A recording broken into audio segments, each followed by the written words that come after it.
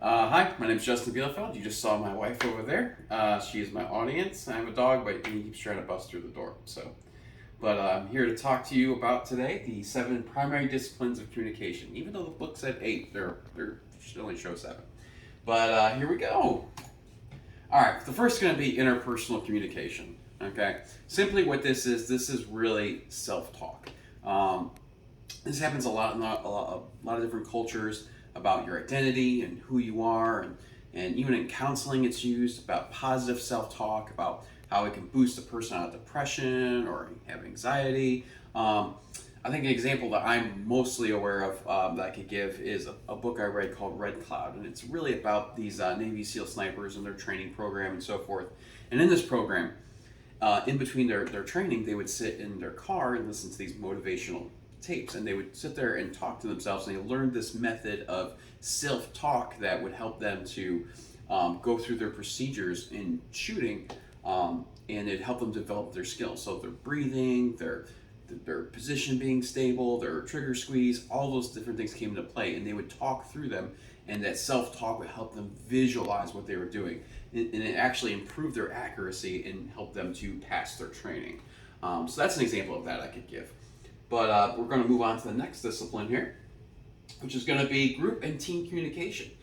This type of communication focuses on leadership, member roles, group dynamics, agendas for achieving group goals, and managing conflict in order to reach an agreed upon goal.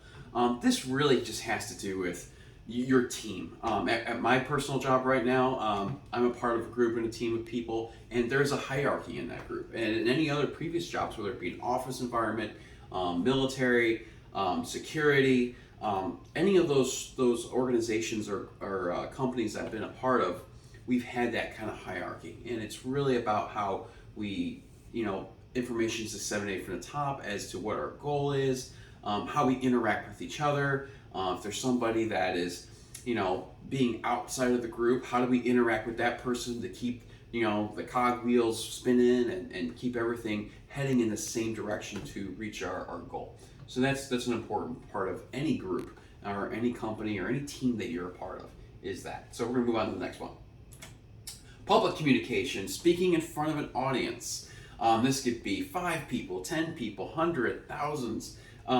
This is an important part of our how we disseminate information, how we deliver ideas. And there's a specific skill set to this. When it comes to public speaking, you have to be able to deliver a communication or deliver a message effectively.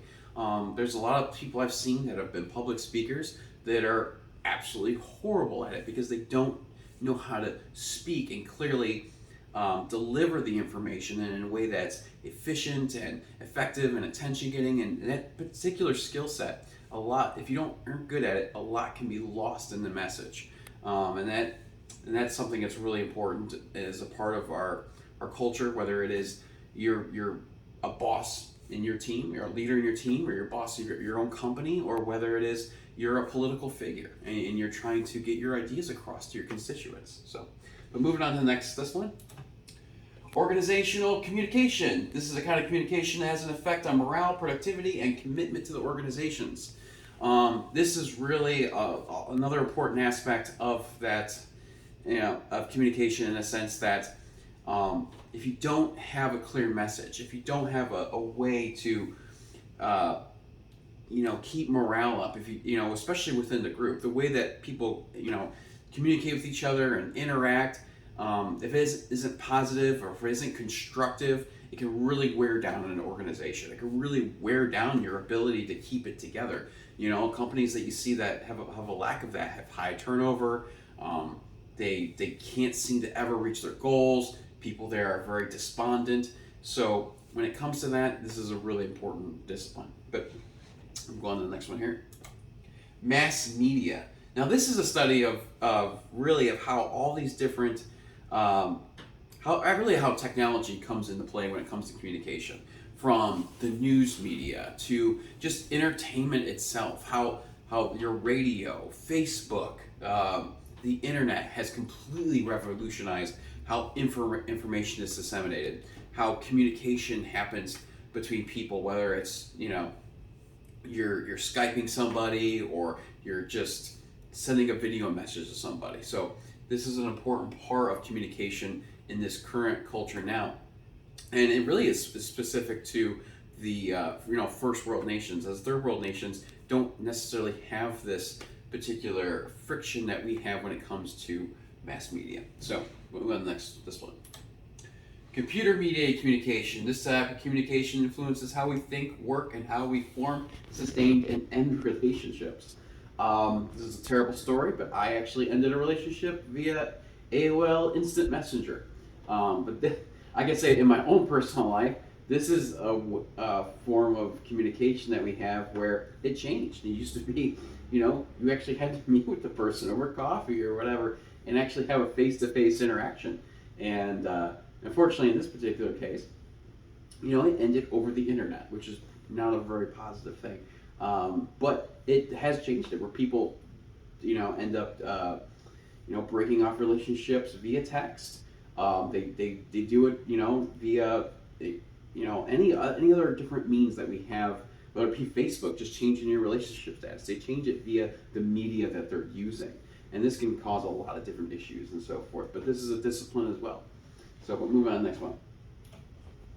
Intercultural communication. This type of communication increases our insight into different cultures, communication styles, and meanings. I had an example of this when I was in college back in the day, when I was living in a dorm.